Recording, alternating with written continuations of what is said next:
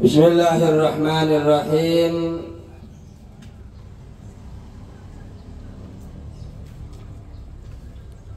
Syuru' arkanus shalah. Syurutus shalah. Bismillahirrahmanirrahim. Syurutus sholati, adapun syarat-syaratnya sahnya salat. Syurutus sholati, adapun syarat-syarat sahnya salat.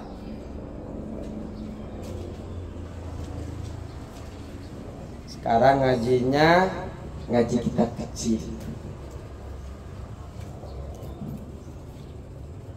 Insya Allah Jumat depan ngajinya surah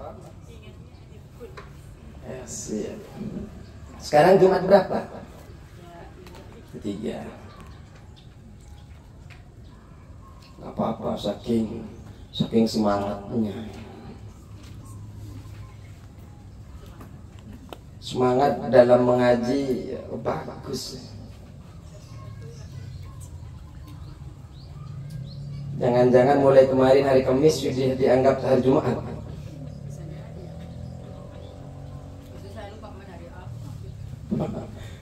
Ini Bu De malah lupa hari apa sih? Sudah ya.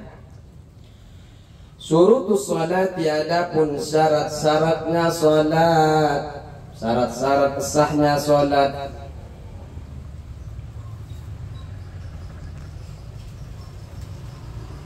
Syarat-syarat sahnya salat samaniyatun, ada 8. Syarat sahnya salat samaniyatun, ada 8. Jadi kita akan membahas tentang syarat sahnya salat. Kalau syarat itu Bu ada di luar, bedanya syarat dengan rukun. Kalau syarat itu ada di luar pekerjaan.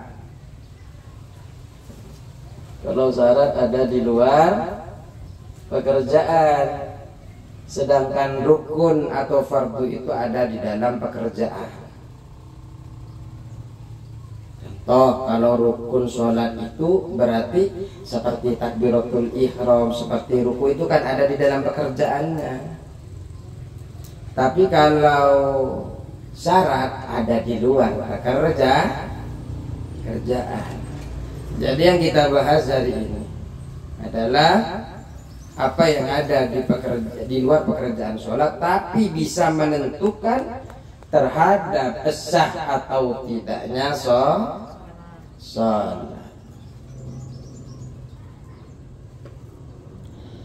Apa saja ibu-ibu? Itu semuanya ada 8. Samaniyatun, ada 8. Samaniyatun ono 8. Pinten? 8. 8.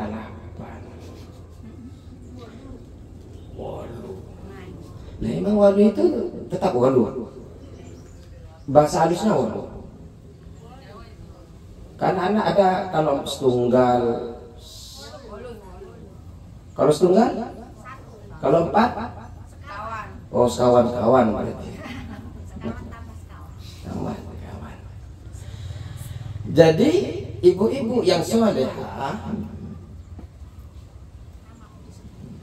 syarat-syarat sahnya sholat itu ada berapa Bu? 8. Wonu kata orang Jawa. Bede-belu, ada yang Madura.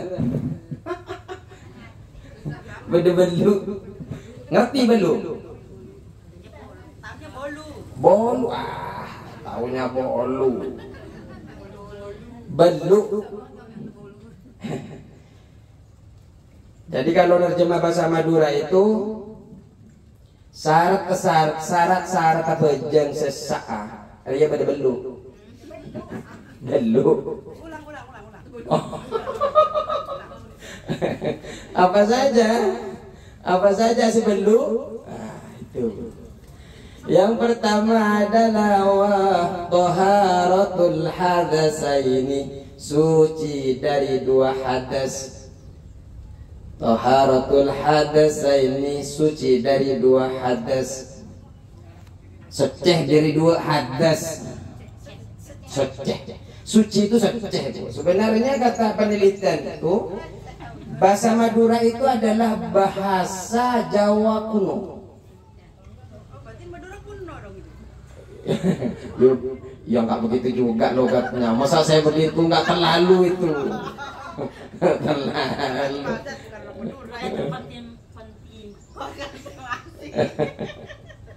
Yang pertama adalah bersih dari dua hadas. Apa saja, Bu? Ono sing cilik, ono sing gede. Ada yang kecil, ada yang hadas kecil seperti apa, Bu? Pipis. Pokoknya yang menyebabkan panjenengan harus wudu itu adalah hadas kecil. Yang mewajibkan panjenengan untuk mandi besar itu adalah hadas besar. Jadi hadas juga ada yang kecil, ada yang besar, Bu. Bukan cuma saya yang kecil. Badannya. Saya pengen kecil.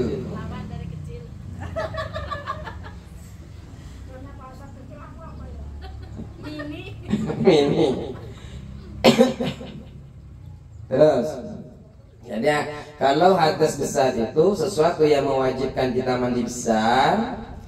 Kalau hadas kecil itu adalah sesuatu yang menyebabkan kita ambil wudu. Ayo lanjut. Kemudian wat-taharatu dan suci. Wat-taharatu dan suci.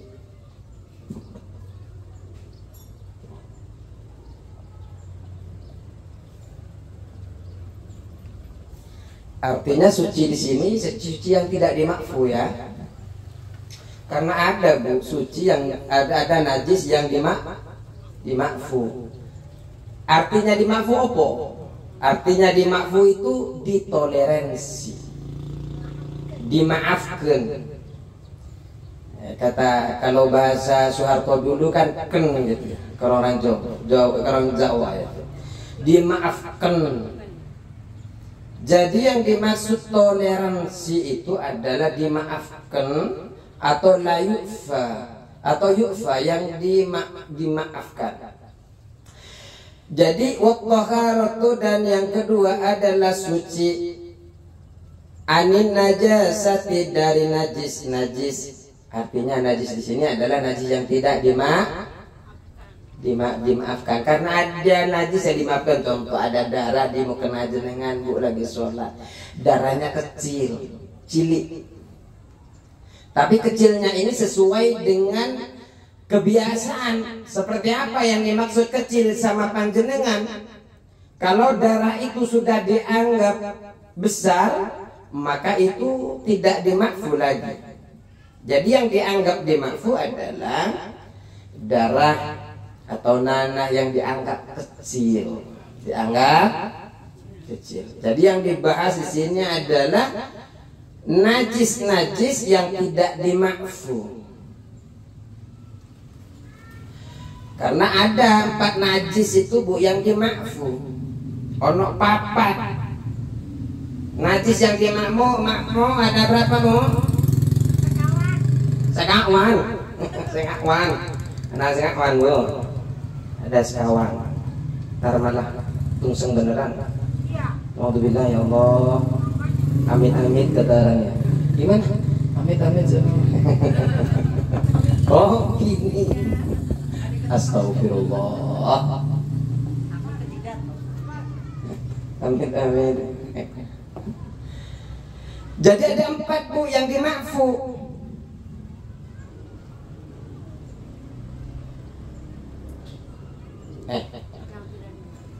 Apa saya kata tadi? Bentar. Kita kembali lagi ke kitabnya. Najis itu dibagi 4. Sesungguhnya najis itu dibagi menjadi 4. Yang pertama adalah, ditulis dulu, najis itu dibagi 4. Ini dipandang daripada segi umumnya. Kalau najis dipandang dari kadarnya, dari beratnya, cara menghilangkannya, ya kan, itu kan ada 3 kemarin kan, muwallaqah, mutawassithah, muhaffafah. Tapi sekarang ini dipandang secara umum. Yang pertama adalah najis yang tidak dimakfu.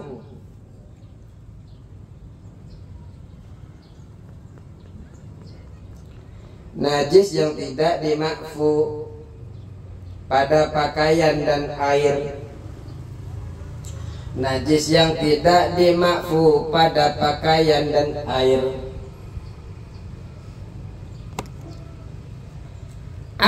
Apa najis yang tidak dimakfu pada pakaian dan air?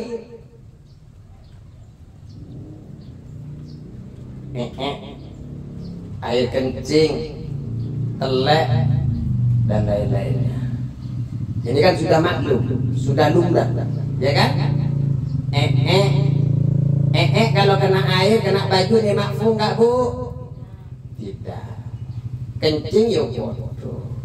Mau itu termasuk najis muhaffafah atau mutawassithah, ya sama mau, nggak dimakfu. Cuma cara beda di dalam membersihkan najis itu, ada yang harus diguyur dengan air, ada yang cuma diketes-ketes begini nih. Apa namanya ketes? Diciprat. Bahasa apa sih ketes? Oh, bahasa saya ternyata.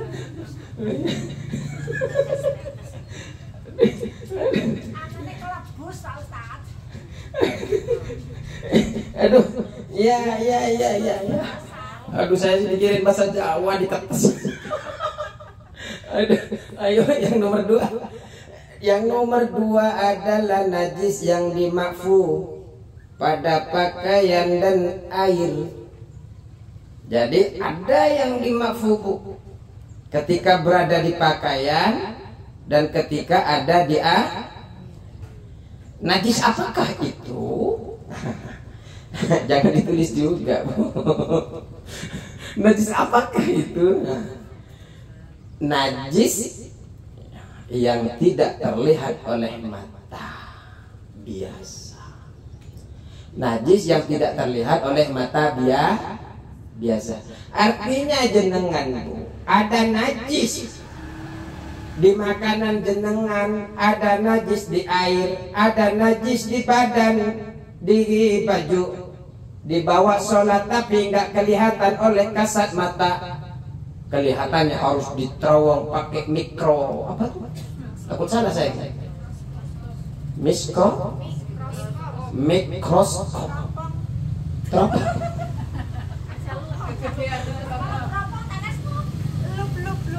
Mikroskop, teleskop. Kalau harus mencari seperti itu bu, capek jenengan. Mau kenal saya ada najis apa enggak? Papa belikan mikroskop. Jadi dilihat begini. Oh ternyata terdeteksi ada najis nih. Tidak perlu seperti itu. Yang penting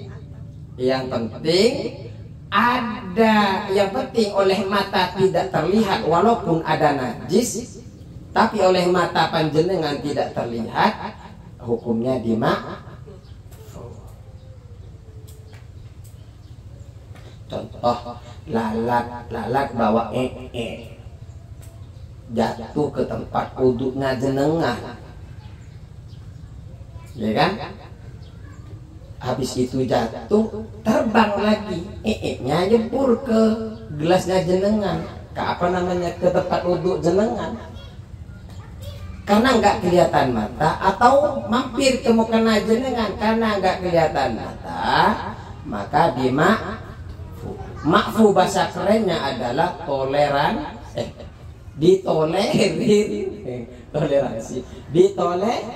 Ditolerir. Bentar, saya benarkan dulu. Ditolerir. Ditolerir. Pokoknya itulah.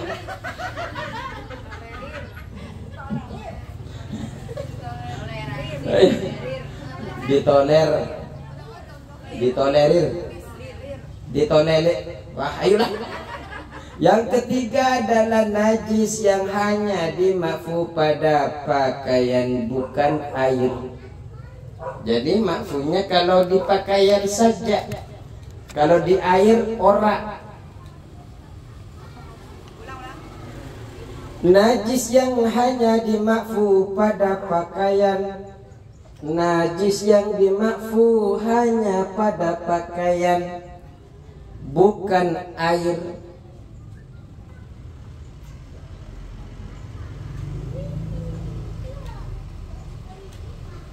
Jadi najisnya dimakfu, ditolerir itu hanya pada pakaian. Tapi kalau kena air, no. Kena air, no or yes? No.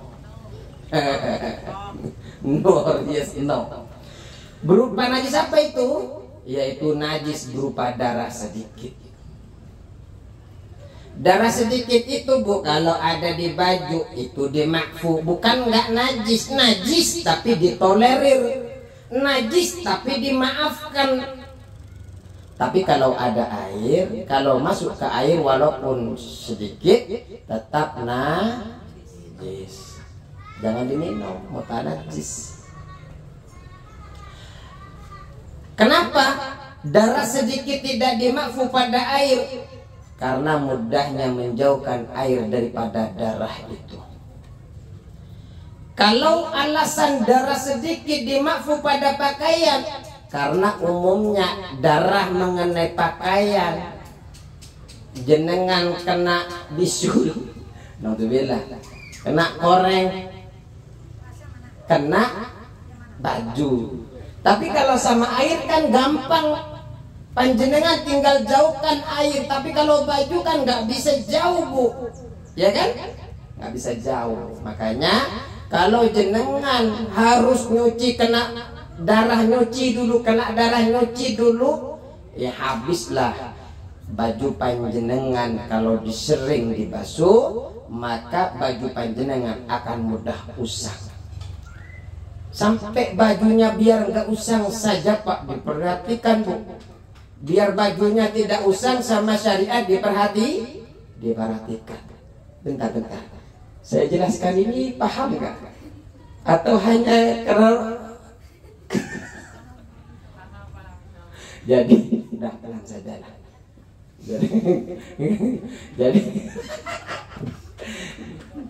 Jadi yang dimaksud kenapa air itu kalau kena air itu, kalau kena air darah itu, kalau kena air itu kenapa dimakfu?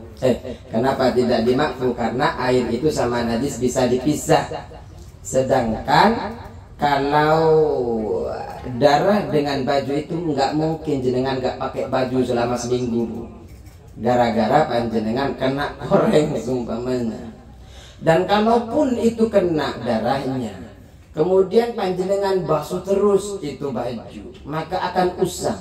Syariat memperhatikan, karena takut sampai usang itu baju udah baru beli Anissa, udah cuci terus sampai usang, ya kasihan. Belinya 100 lebih, yuk dipakai sebulan udah usang, nggak kayak yang lain, ya kan? Makanya sama syariat kalau kena darah sedikit nggak usah dicuci dulu. Maksudnya cuci sehari sampai 5 kali ya kalau sehari cuci udah pakai cuci terus.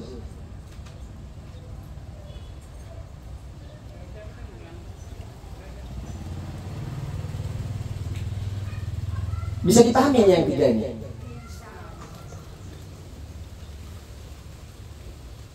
Kemudian yang keempat adalah najis yang dimakfu pada air, bukan pakaian.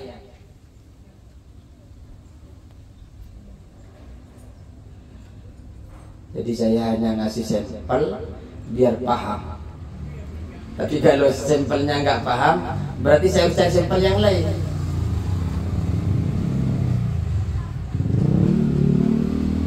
Najis yang dimakfu pada air tapi bukan pakaian. Apa itu? Bangkai binatang. Bangkai binatang yang tidak mengalirkan darah.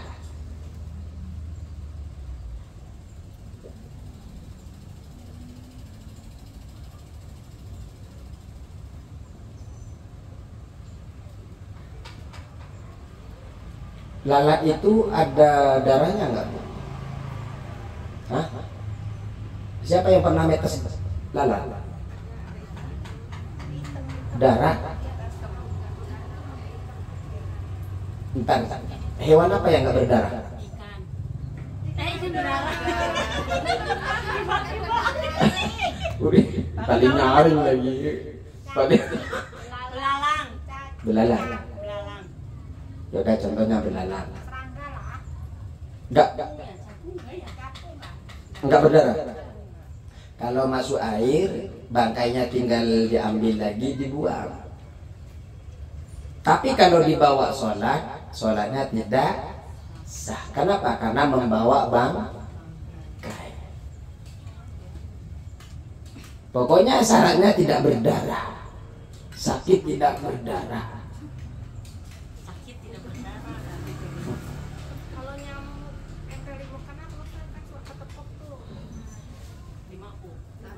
Nyamuknya berdarah apa enggak?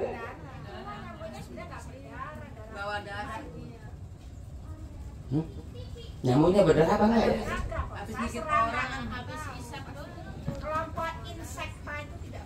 Nah, itu insekta. Saya nggak tahu. Ya pokoknya kelompok insekta tidak berdarah.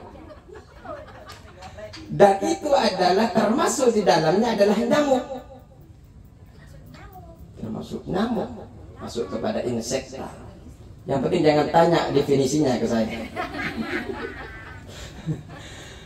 Darah yang sedikit dari nyamuk itu kalau memang darah itu adalah darah manusia yang timbul dari manusia, yaitu dimakfu, yang penting sedikit. Tapi kalau bangkainya, Kita nggak tahu itu siapa. ya maksudnya kan darah. Darahnya dimakfu, tapi bangkainya kalau lagi sholat tidak dimakfu. Kalau memang betul nyamuk itu tidak berdarah. Kita kan belum tahu teknologi ke sana. Artinya yang kita konsepnya adalah hewan yang tidak berdarah masuk kepada air itu tetap bisa buat kita tohoroh.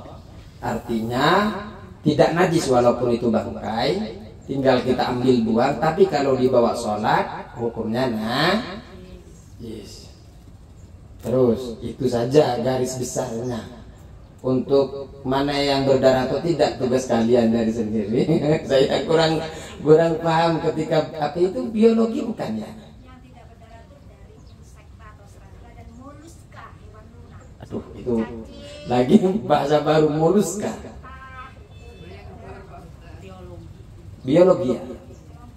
Enggak, karena pas mau belajar itu kayaknya dulu pas mau belajar moluska itu saya langsung dimondokin.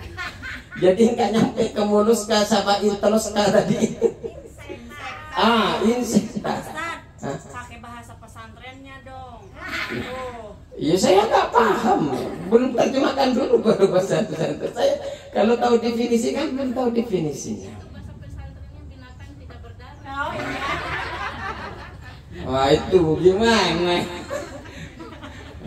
Ayo lanjut. Fisaubi di dalam, fisaubi di baju.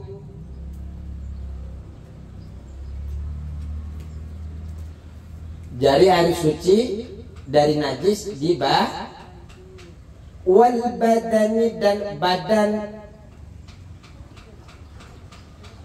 wal badani dan badan, wal makani dan makan, bukan makan, bukan tempat,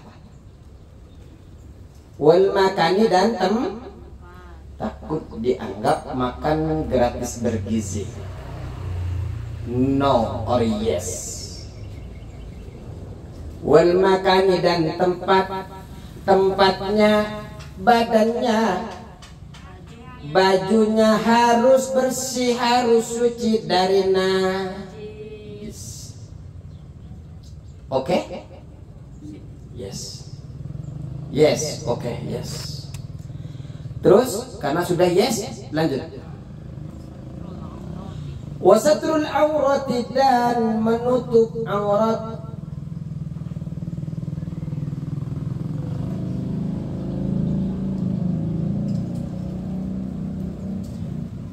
Wasatrul aurati dan menutup aurat. Yang dimaksud menutup aurat tadi adalah menutup dengan yang suci, Bu. Kalau pakaian yang suci. Monggo.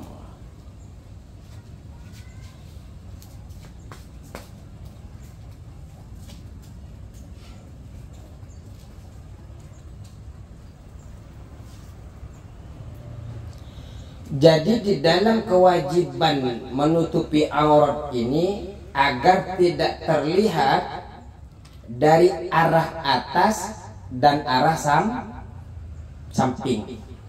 Jadi kewajiban di dalam menutupi aurat ini di arah samping dan di arah atas. Dari arah atas dan arah samping sini, Bu. Depan, belakang, kanan, kiri, ini namanya samping. Kalau dari atas namanya atas dari kepala. Contoh, ada bapak-bapak pakai bajunya baju melar, bajunya kebesaran, baju gamis umpamanya. Setelah ruku, kalau longgar gamisnya, kelihatan auratnya sendiri. Saking besarnya bajunya. Yang dengan hayal sendiri lah ke suaminya. Kemudian setelah itu hukumnya batal. Hukumnya kenapa? Karena dilihat dadanya, bukan dadanya, ke bawahnya dan sebagainya auratnya. Tapi kalau kelihatan dari bawah, contoh seumpamanya di sini dibangun seumpamanya sholat, lewat dari bawah bapak-bapak seumpamanya, ada bapak-bapak sholat,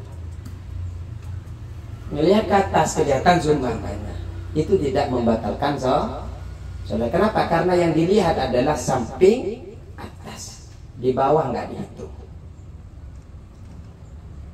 Bisa dipahami, Bu?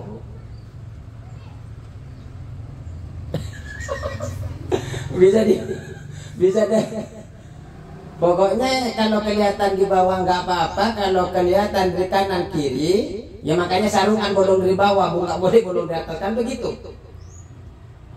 Kalau ditutup juga dari bawah gimana itu dengan mau kena ditutup. Ya, memang harus dijelaskan. Kadang kayak gini dilompat-lompat ya nggak bisa. Karena ini adalah hukum. Terus, wastiqbalul kiblati dan menghadap kiblat. Jadi syarat keempat ini, kita ketika sholat agar sholatnya sah, yakin bahwa kita ketika sholat menghadap ke arah kiblat.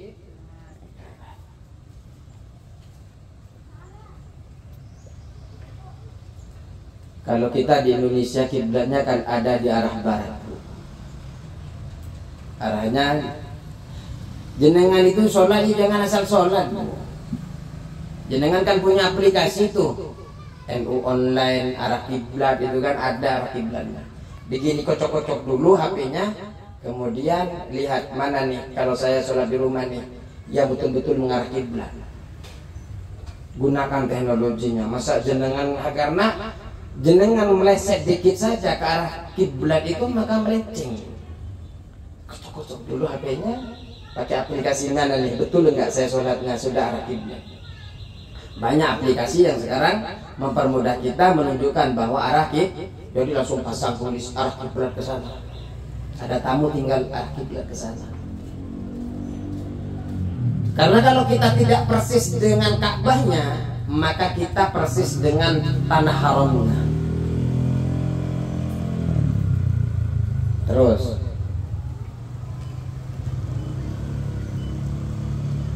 mau hujan ya?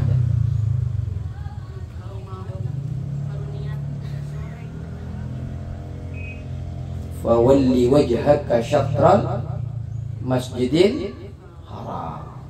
Ini adalah dasar dalil daripada kita harus menghadap kepada wajah kita, menghadapkan ke arah kiblat. Diri kita menghadap ke arah Masjidil Haram.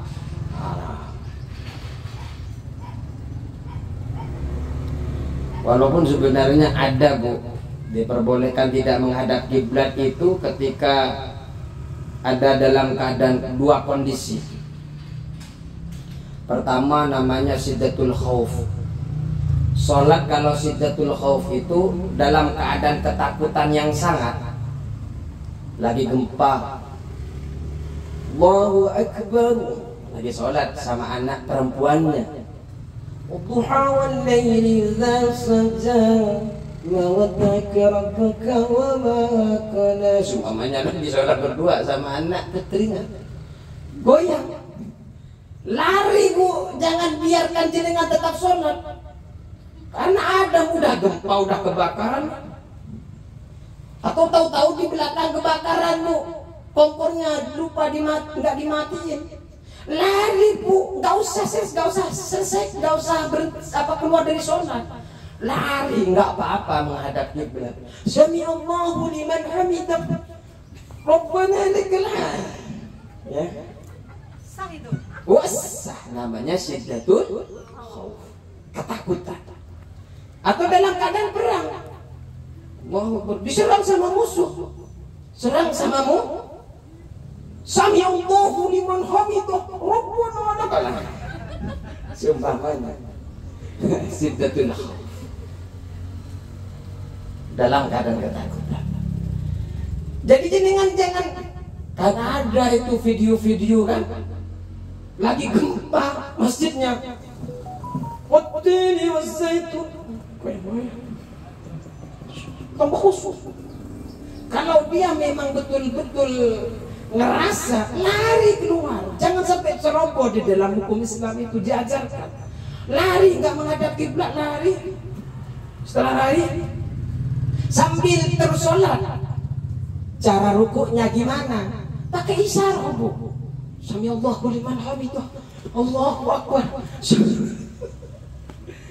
Nah, ketika sudah selesai, seumpamanya tadi kebakaran, alhamdulillah, lupa namanya jenengan goreng telur, apinya udah dibesarin, ditinggal sholat.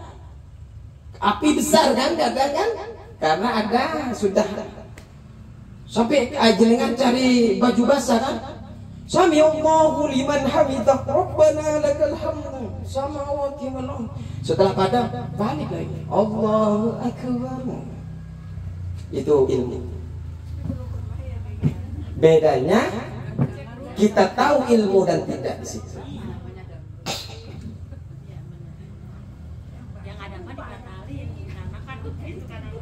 Kemudian yang kedua adalah kondisi ketika melaksanakan sholat sunnah pada saat mengalami perjalanan yang diperbolehkan. Artinya ketika perjalanan kita tidak perjalanan maksiyah, sholat sunnah, perjalanan jauh, biasa sholat duha, biasa sholat tahajud, tidak apa-apa. tidak menghadap kiblat di dalam perjalanan, di dalam kendaraan. Karena di sholat sunnah itu bisa panjenengan di rumah, nggak usah di kendaraan. Di rumah nggak bisa, kecuali ketika sholat li hurmatil waktu di kendaraan, itu pun setelah selesai harus sholat lagi. Jenengan kalau lagi di rumah malah sambil tidur-tiduran, Allahu Akbar, Sami Allahu liman, Allahu Akbar. Yang penting sholat sunnah. Tapi orang yang sholat duduk pahalanya separuh dari orang yang sholat berdiri. Orang yang sholat tidur-tiduran separuhnya dari orang yang sholat sedang duduk. Sunnah nggak apa-apa. Lagi nonton TV, Allahu Akbar.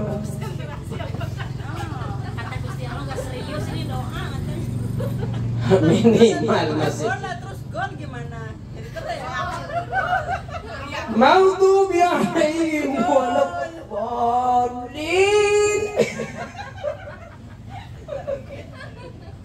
Aduh ya Allah.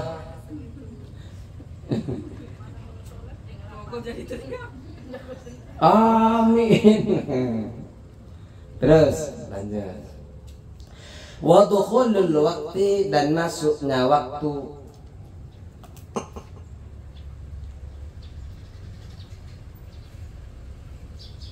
Wa dukhulul waqti, dan masuknya waktu. Harus tahu Bu, masuknya waktu jenengan. Jangan sampai panjenengan menyangka ketika sholat, masuk enggak ya, harus tahu bahwa panjenengan ketika ingin melaksanakan sholat, maka harus tahu bahwa sholat itu sudah yakin masuk kepada waktunya. Dikira masjid sudah habis, tinggal doa. Alhamdulillah. Oke. Bagaimana cara tahunya? Pertama, yakin ya lanjutlah, biar nggak panjang. Yang penting itu kondisinya. Yang penting jenengan harus tahu kalau sudah masuk waktu. Terus wal ilmu bi fardiyatiha, dan tahu dengan fardu-fardunya salat. Harus ngerti Bu, mana yang fardu, mana yang sunnah ketika sholat. Tumak nina, tahu tumak nina Bu? Berhenti sebentar, itu fardu atau sunnah?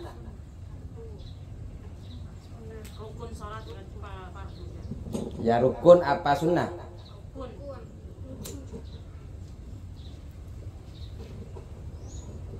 Salam yang kedua itu rukun apa sunnah? Takbiratul ihram itu rukun apa sunnah? Ngangkat tangan itu rukun apa sunnah? Yuk, ayo. Yang mana saja?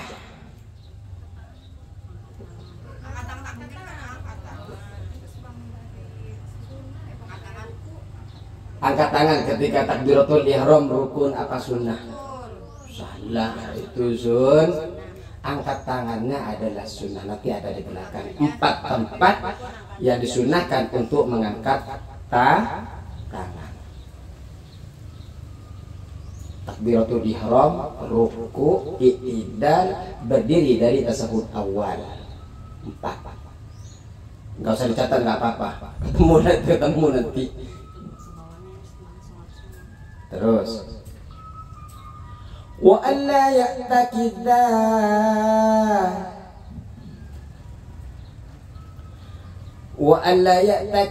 dan tidak menekotkan. Wa alla ya'takidha, dan tidak meyakini. Itu saja. wa alla ya'taqida, dan tidak meyakini fardhan min furudiha, fardu dari fardu-fardunya salat, wa alla ya'taqida, dan tidak meyakini siapa orang yang salat tadi fardhon pada fardunya salat, min furudiha dari fardu-fardunya salat. Jadi pada fardu-fardunya sholat ini tidak ia yakini sunnatan sebagai artinya itu kalau fardu jangan dibilang sunnah, Bu, tidak sah sholatnya. Ini pentingnya panjenengan belajar mana yang rukun, mana yang sunnah. Sunnah itu nanti ada namanya sunnah abad, ada yang namanya sunnah hayat. Sunnah abad ketika lupa panjenengan diganti dengan sujud sahwi. Sunnah hayat tidak diganti dengan apa-apa. Oke. Jadi panjenengan jangan sampai atau tidak meyakini fardu-fardu sholat itu sebagai kesunnah. Artinya jangan sampai beranggapan bahwa yang fardu-fardu itu adalah sunnah. Aduh, yang terakhir ayo. Apa yang terakhir? Wajtinabul mubtilati, dan menjauhi perkara-perkara yang membatalkan sholat.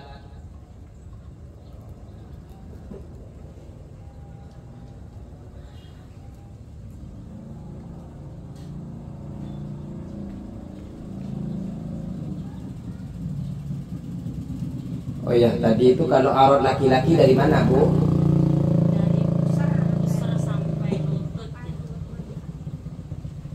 Di antara pusar dan lutut. Di antara pusar dan di bawahnya pusar, di atasnya lutut. Makanya pusarnya, lututnya itu tidak termasuk aurat. Pusarnya sama lututnya tidak. Jadi di antara pusar dan lutut itu adalah aurat. Kalau perempuan, Bu,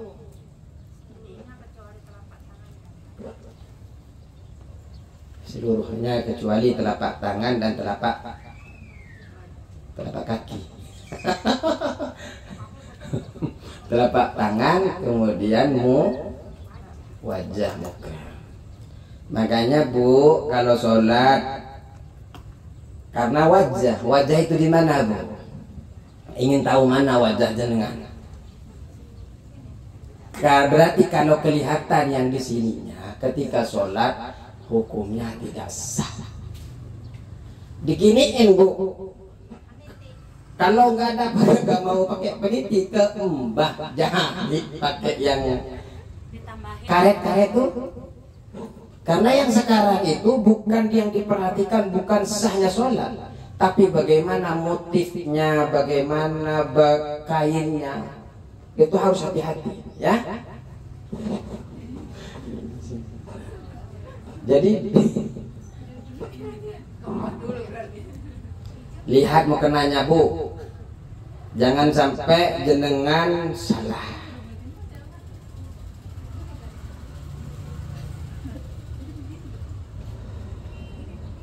Kita belajar yaitu biar sholat kita sempurna. Wah, Pak Ustadz terlanjur, yang terlanjur ya diperbaiki. Tugas kita itu adalah belajar terus sehingga sholat kita sempurna sesuai keinginan syariah. Sesuai keinginan syariah, bukan bagaimana biasanya, tapi bagaimana semestinya. Ini yang harus diperhatikan. Memang ngaji kita ya ngajinya membosankan, tapi insya Allah akan menyempurnakan ibadah setiap ibadah yang kita lakukan. Kan rugi, Bu, sudah jungkir balik, ternyata setelah di hadapan Allah kamu tidak belajar. Sudah ada yang ngajar masih nggak ada. Cukup ya. Oke, yes lah. Wallahul muwaffiq ila aqwamit thariq. Wassalamualaikum warahmatullahi wabarakatuh.